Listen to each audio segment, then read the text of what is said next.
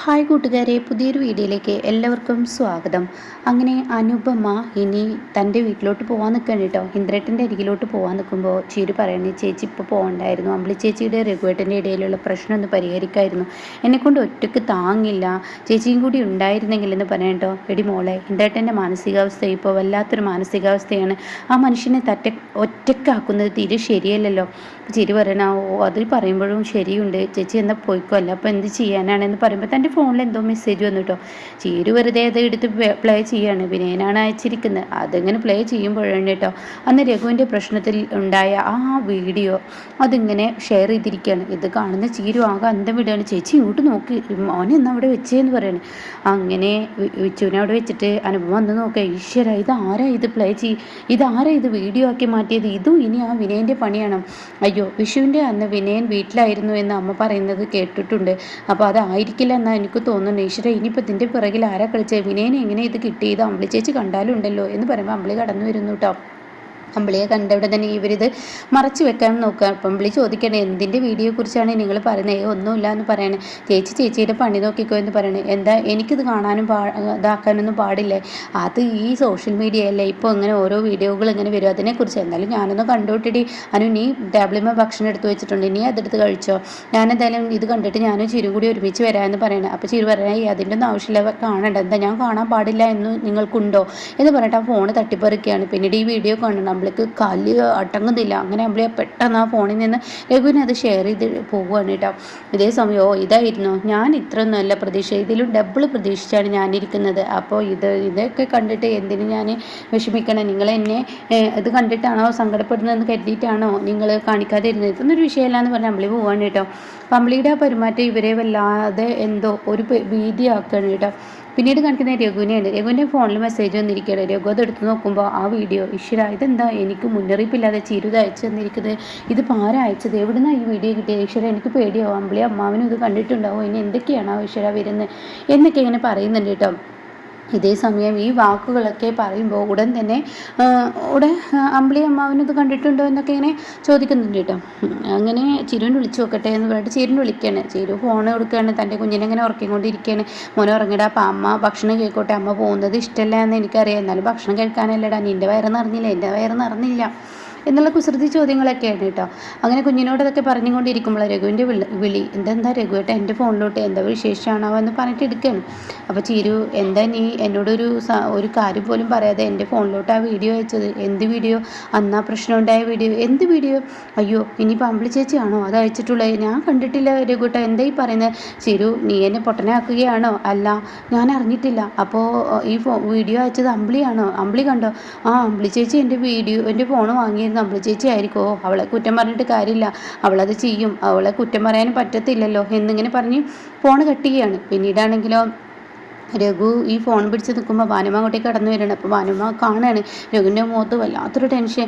രഘു, നിനക്ക് എന്താ പറ്റിയത്? എന്തെങ്കിലും പ്രശ്നമുണ്ടോ എന്ന് ചോദിക്കുകയാണ്. അപ്പോൾ രഘു പറയണം, ഇല്ല, ഒരു കുഴപ്പമില്ല. എന്താ, ഫോണിൽ എന്തെങ്കിലും വന്നിട്ടുണ്ടോ? ഫോണിലാണല്ലോ ഇപ്പോൾ എല്ലാ ന്യൂസും കാര്യങ്ങളും വരുന്നത്. ഇല്ല, ഭാനുമ പോയിക്കോ എന്ന് പറയാനിട്ടോ. അങ്ങനെ ഭാനുമ പോവുകയാണ്. പിന്നീട് രഘുവിന് ടെൻഷനാണ്. ഇതേ സമയം ചീരുവാണെങ്കിലോ അമ്പിളിയുടെ അരികിലോട്ട് പൊട്ടിത്തെറിച്ച് ചെല്ലാണ്. ഈ സമയം അമ്പിളിയാണെങ്കിലോ, മനു നീ കഴിക്കടി, ഭക്ഷണം കഴിക്കുക, കുഞ്ഞിന് പാല് കൊടുക്കുക എന്നൊക്കെ അങ്ങനെ പറയുന്ന സമയത്താണ് കേട്ടോ അമ്പിളി ചേച്ചി എന്നോട് എന്തിനാ ഈ ചതി ചെയ്തതെന്ന് ചോദിക്കുകയാണ് ചീരും. അമ്പിളി ചോദിക്കുക, ഞാൻ എന്നോട് എന്ത് ചതി? ചേച്ചിക്കൊന്നും അറിയില്ല? ചേച്ചിക്ക് ഞാൻ എന്നോട് എന്ത് ചതി ചെയ്തതെന്ന് ചേച്ചിക്ക് അറിയില്ലേ? ഓ, നീ പറഞ്ഞതിനെക്കുറിച്ച് മനസ്സിലായി. ഓ, രഘുവേട്ടന് ആ വീഡിയോ അയച്ചത് കൊടുത്തതെന്ന് എന്താ? അങ്ങേര് ആ മാന്യൻ എന്ന ആൾക്ക് ആ വീഡിയോ അയച്ചത് കൊണ്ട് എന്താ കുഴപ്പം? ചേച്ചി, എൻ്റെ ഫോണാണ്, എൻ്റെ ഫോണിൽ നിന്ന് ചേച്ചി എൻ്റെ സമ്മതമില്ലാതെ എന്തിനാ ചേച്ചി അത് വീഡിയോ അയച്ചത്? അതെന്താടി, എനിക്ക് ആ വീഡിയോ അയക്കാൻ പറ്റില്ലേ? നിൻ്റെ ഫോണിൽ നിന്ന് ഞാൻ അയച്ചു എന്ന് മാത്രം തെറ്റല്ലേ ചെയ്തത്? അങ്ങേരല്ലേ കാണേണ്ടത്? ആ മാന്യം കാണട്ടെ, ആ മാന്യൻ്റെ മുഖം ഇങ്ങനെയാണെന്ന് ആ മാന്യം മനസ്സിലാക്കട്ടെ, അപ്പോഴല്ലേ അടുത്ത പ്ലാനോട് കൂടി കാര്യങ്ങൾ ചെയ്യാൻ പറ്റുള്ളൂ. ആ മാന്യൻ അത് കാണട്ടെ എന്ന് പറയട്ടോ. ഇതേ സമയം ഇത് കേട്ടോട് തന്നെ ചിരി പറയണേ, അമ്പിളി ചേച്ചി ഇത് വളരെ മോശമാണ്. അപ്പോഴേക്കും ഉടൻ തന്നെ അനുഭവം ചോദിക്കുക, എന്താ അമ്പിളി ചേച്ചി ഇങ്ങനെ ഒരു ചതി ചെയ്യണ്ടായിരുന്നു ചിരുനോട്? ഞാൻ എന്ത് ചതി ചെയ്തിരുന്നാടി നീ പറയുന്നത്? ഞാൻ എന്ത് ചതിയാണ് ചെയ്തത്? ഇവളെ പ്രസവിച്ച് ആരും നോക്കാനില്ലപ്പോൾ ഞാൻ ഇവളെ നോക്കിയത് കൊണ്ടാണ്, അല്ലെങ്കിലും എല്ലാവർക്കും പ്രശ്നമാണ്. അപ്പോൾ ഉടൻ തന്നെ ചിരി പറയണേ, അല്ലെങ്കിൽ ചേച്ചി എന്നെ നോക്കണ്ട, കാരണം ചേച്ചി ഇങ്ങനെ കണക്ക് പറയാനാണെങ്കിൽ ചേച്ചി എന്നെ നോക്കണ്ട എന്ന് പറയുന്നത്. അത് കേട്ട ഉടനെ അമ്പിളി പറയണ ആടി കാര്യങ്ങളൊക്കെ കഴിഞ്ഞല്ലോ, കാര്യങ്ങളൊക്കെ കഴിയുമ്പോൾ കണക്ക് പറഞ്ഞു എന്നുള്ളത് നിങ്ങൾക്ക് പറയുമല്ലോ, അത് നിങ്ങളുടെ സ്വഭാവത്തിൽ പെട്ടതാണല്ലോ. അതുകൊണ്ട് ഞാനൊരു കാര്യം പറയട്ടെ, എല്ലാവർക്കും മുന്നിൽ ഞാൻ ഒരു വേസ്റ്റ്, വെറും വേസ്റ്റ്, കാര്യം കഴിയുന്നത് വരെ എന്നെ ഉപയോഗിക്കും, അത് കഴിഞ്ഞ് എല്ലാവർക്കും ഞാനൊരു വേസ്റ്റാണ്, അത് നിങ്ങൾ മനസ്സിലാക്കണം എന്നൊക്കെ പറഞ്ഞ് അമ്പിളി കരയുമ്പോൾ അനുഭവം എനിക്കാണ്. ചിരു ആ അർത്ഥത്തിൽ പറഞ്ഞല്ലേ ചേച്ചി എന്തിനാ ഇങ്ങനെ സങ്കടപ്പെടുന്നത്, എന്തിനാ ചേച്ചി ഇങ്ങനെയൊക്കെ സംസാരിക്കുന്നതെന്ന് വേണ്ട ചേച്ചി, കാരണം ചീരു എന്തർത്ഥത്തിലാണ് പറഞ്ഞത് എന്ന് എനിക്കറിയാം എന്നൊക്കെ പറയുമ്പോൾ അങ്ങേര് ചെയ്യുന്ന ഓരോ കാര്യങ്ങൾ അങ്ങനെ തന്നെ അറിയണം. നിങ്ങളെല്ലാവരും രഘുവേട്ടനെ ഇപ്പോഴും സപ്പോർട്ട് ചെയ്യുമെന്നറിയാം. ഞാൻ കാരണമാണ് രഘുവേട്ടൻ്റെ സ്വഭാവം ഇങ്ങനെ ആയതെന്നും നിങ്ങൾ പറയും. അങ്ങനെയൊക്കെ ആയിരിക്കും നിങ്ങൾക്ക് പറയാനുള്ളത്, നിങ്ങളുടെ മനസ്സിലൊക്കെ പറയാതെ പറയുന്നുണ്ട്, എനിക്കറിയാം എന്നൊക്കെ അമ്പിളി പറയുന്നു കേട്ടോ. അപ്പോൾ കാണാം മാഷ് അനു, മോളെ അനു എന്ന് പറഞ്ഞ് വിളിച്ച് വരുന്നു കേട്ടോ. അത് കേൾക്കുന്നതിനോടുകൂടി ഉടൻ തന്നെ ചിരി പറയണേ ഈ സംസാരം ഇവിടെ വെച്ച് നിർത്തിക്കേ, ദേ അച്ഛൻ വരുന്നു. അപ്പോൾ അനുപമയും പറയണേ ചേച്ചി ഒന്ന് കണ്ണീര് തുടച്ച് അച്ഛൻ കണ്ട പ്രശ്നമാണെന്ന് പറയാം. അപ്പോഴേക്കും അമ്പിളി കരഞ്ഞും കൊണ്ട് അവിടെ നിന്ന് പോവുകയാണ് കേട്ടോ. ഇതേ സമയം ഈശ്വരൻ എന്തൊരു കഷ്ടമാണ് എന്നുള്ള ലെവലിൽ ഇവർ നിൽക്കുന്നുണ്ട്. പിന്നീട് മാഷിനെയാണ് കാണിക്കുന്നത്. മാഷാണെങ്കിലോ ഈ സംസാരങ്ങളൊക്കെ ചെറുതായിട്ട് അവിടെ ഇവിടെയൊക്കെ ആയിട്ട് കേട്ടിട്ടുണ്ട്. അപ്പോഴേക്കും ചിരി വരികയാണ്. എന്താണ് അകത്ത് നിന്ന് സംസാരം കേട്ട്? ഒന്നുമില്ല, ഞങ്ങൾ രഘുവേട്ടൻ്റെ കാര്യത്തെക്കുറിച്ച് സംസാരിച്ചതാണ്. എന്തായാലും ഓരോ ദിവസം ഓരോ പ്രശ്നങ്ങളാണല്ലോ. അപ്പോൾ ഉടൻ തന്നെ ചിരി ചോദിക്കുക, എന്താ പ്രശ്നം, എന്താ അച്ഛൻ്റെ ഇപ്പോഴത്തെ പ്രശ്നം? ഓരോ ദിവസം നേരം വെളുത്ത് നീച്ച എന്തൊക്കെയാണ് കേൾക്കുന്നത്?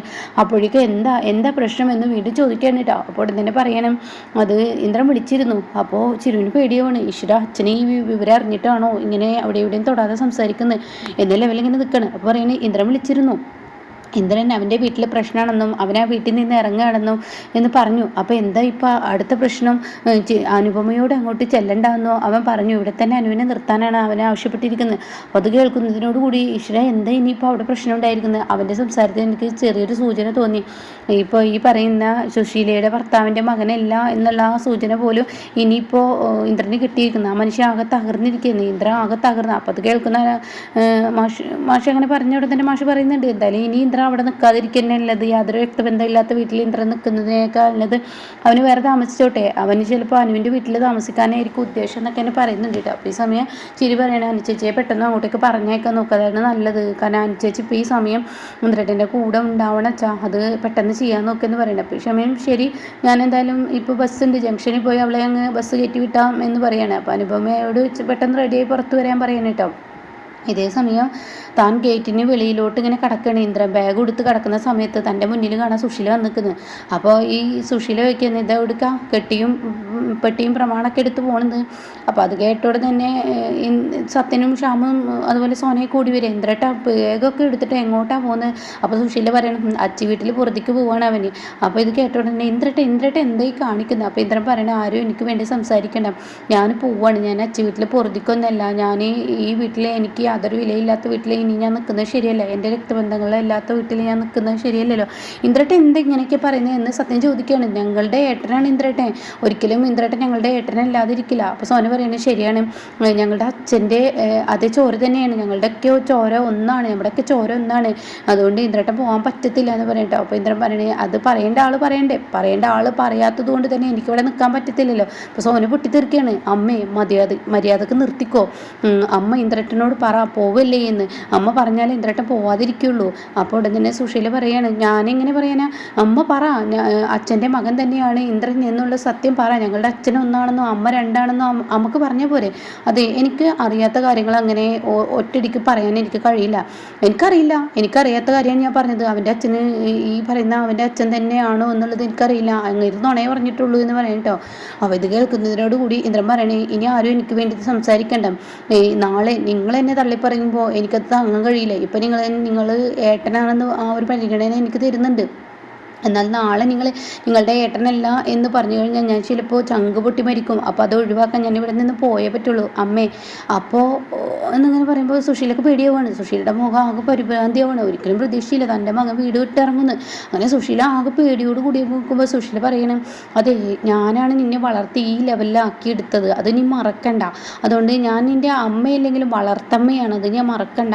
അതുകൊണ്ട് നിന്നോട് ഞാൻ ഈ വീട്ടിൽ നിന്ന് ഇറങ്ങിപ്പോകാനൊന്നും പറഞ്ഞിട്ടില്ല, നിനക്ക് ഈ വീട്ടിലുള്ള സാധനം ആർക്കും ഉണ്ടാവില്ല. പക്ഷേ പക്ഷേ നിന്റെ ഭാര്യയ്ക്ക് ഈ വീട്ടിൽ നിൽക്കാനോ ഒന്നും ഞാൻ അനുവദിക്കില്ല. നീ ഇവിടെ നിൽക്കാനല്ല, ആ ഔദാര്യം ഞാൻ നിനക്ക് തരാമെന്ന് പറയട്ടോ. അപ്പോൾ ഉടൻ തന്നെ ഇന്ദ്രൻ പറയണേ, ആരുടെ ഔദാര്യവും ആരുടെ സ്നേഹവും അനുകമ്പയും ഒന്നും എനിക്ക് വേണ്ട, ഞാൻ പോകുന്നു, ഇനി അവിടെ നിൽക്കുന്നില്ല, പോകുന്ന വഴിക്ക് നിങ്ങളുടെ അനുഗ്രഹം എന്ന് വേണം പറഞ്ഞിട്ട് സുശീലയുടെ കാലിൽ വീഴുകയാണ്.